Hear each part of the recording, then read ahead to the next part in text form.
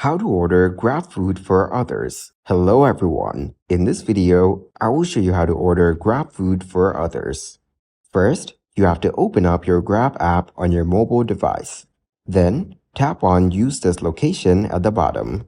After that, go to the food section. Next, browse to the available menu and select the one you want.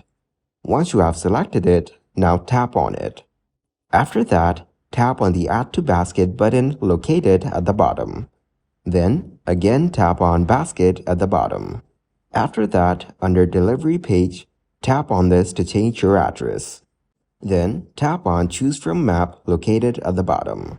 Now tap on Confirm Delivery Location. After that, select your desired location from here. Once done, again tap on the Confirm Delivery Location button at the bottom. After that, tap on the Place Order button at the bottom. Thank you guys for watching this video. Hope you got some value. Make sure to like the video and subscribe to the channel to get notified of new videos. See you in the next one.